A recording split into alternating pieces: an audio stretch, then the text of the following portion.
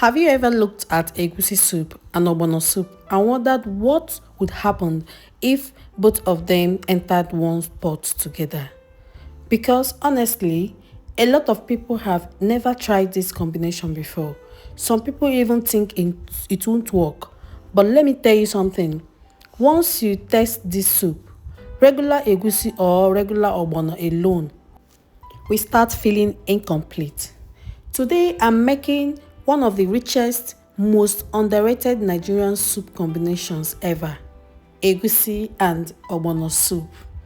This soup has everything: the thickness and nutty flavor from egusi, the smooth draw texture from the ogbono, and that deep homemade taste that just makes you keep eating without getting tired. I feel like this combo deserves way more recognition because not many people talk about it enough.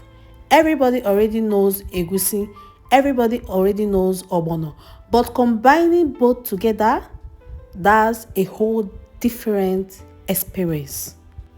So, if you've never tried it before, just sit back and watch carefully because today might actually be the day you discover your new favorite soup. First thing first, I always like to start with my proteins because that is where the flavor foundation comes from. I have to properly and thoroughly wash my proteins, the meat, the stockfish, and the dry fish. I wash them properly before adding them to the pot. Now that all the assorted proteins are added in the pot, I proceed to season the protein very well. If your meat or the other proteins are not properly seasoned, your soup can never fully reach its potential. Here I added a little salt, pepper, onions, seasoning cubes, and just enough seasoning to make sure every single bite tastes rich and delicious. At this point, the meat is cooking slowly and absorbing all the flavor. This stage is important because the stock from the meat is going to carry the taste of the entire soup later on. And honestly, one thing I love about Nigerian soup is how the aroma starts building from the very beginning. Even before the soup itself enters the pot, your kitchen already starts smelling amazing. At this point, I'm washing the melon because I wanted to grind it with my blender. So I have to wash it thoroughly. I have to wash it properly. That's how to do it. Even the ogbono, you have to wash them properly because a lot of dirt that comes with them is something that, in fact, your eyes cannot see. So you need to wash them, sieve them, and make sure they are well cleaned before you proceed. So thereafter, I put them in my blender and blend properly.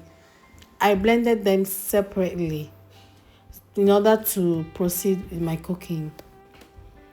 Now, while that cooks, let's talk about this soup combination for a second. The funny thing is, many people grew up eating egusi separately and ogbono separately. Some people have actually never seen both together before. So when they hear egusi and ogbono combo, they get confused. But trust me, this combination works beautifully.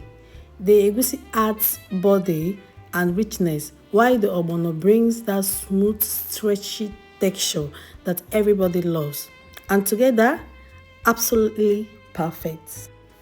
Now, the palm oil goes in, and immediately the color changes beautifully. This right here is the stage where the soup starts coming alive. I'm allowing the oil to heat properly before adding my onions. I didn't add pepper again because there's a lot of pepper in my meat and other things that I boiled earlier. So now I'm adding the egusi mixture carefully. You can already see the richness forming. I love allowing the egusi to fry properly because it deepens the flavor so much more. Some people rush this process, but patience really changes the taste. The longer it cooks properly, the richer the soup becomes. As I'm mixing this, turning it to make the oil blend very well with the egusi mixture. Just imagine eating this soup with soft pounded yam or hot eba. Honestly, Nigerian soups deserve awards because the comfort they give is unmatched. So when it's fried, as if it's trying to get burnt, just like this texture, you add in a little water so that the water will make it to fry and cook properly. If your egusi did not fry very well, honestly, it might make you purge. I, for one, will tell you that I can purge if my egusi did not fry properly. So I always add in water. Like here, this water wasn't enough. I have to bring more and add it so that it will cook and fry properly.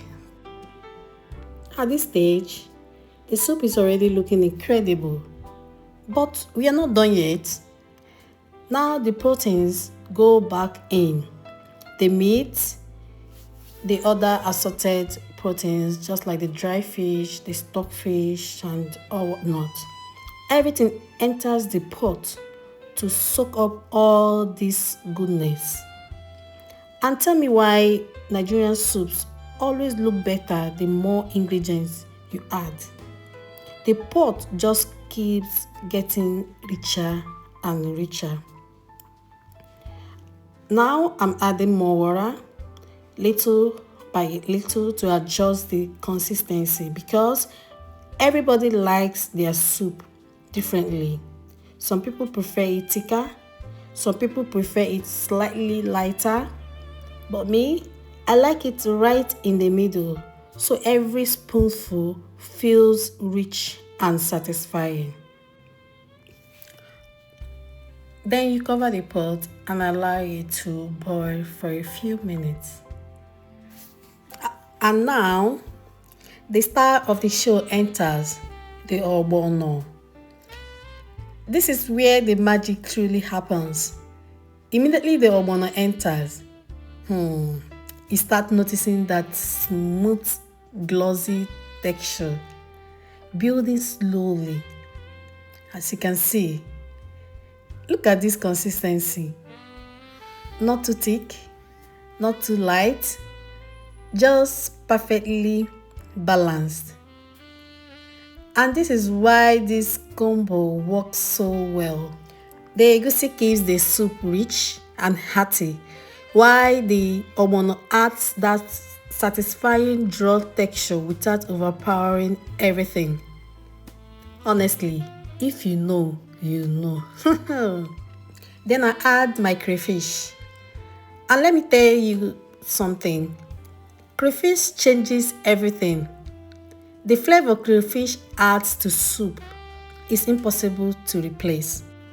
Now I'm stirring everything gently because once ogbono enters, you don't want to overdo it too much.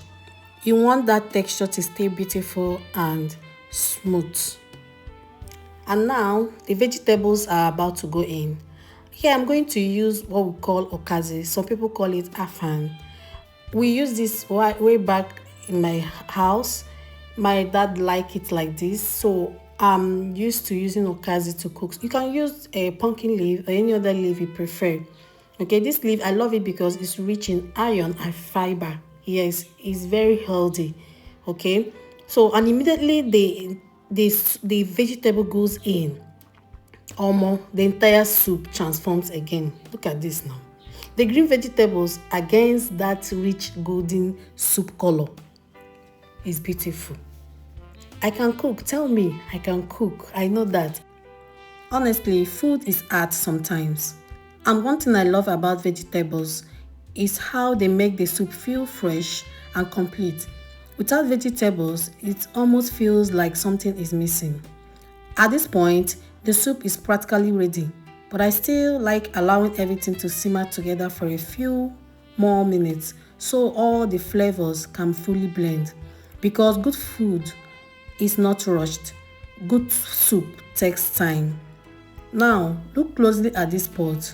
You can literally see the richness, the shine from the oil, the draw from the ogbono, the texture from the egusi, the meat sitting beautifully inside. No matter what you pair it with, the soup delivers every single time. I honestly feel like more people need to start trying this combo because it deserves way more attention than it gets. Now everything is fully cooked and just look at the final result. Rich, glossy, flavor packed and absolutely mouth-watering. This is not the kind of soup you eat quietly. This is the kind of soup that makes you close your eyes after the first bite because the taste hits differently. So if you've never tried egusi and ogbono together before, consider this your sign. Step out of the usual routine and try something different.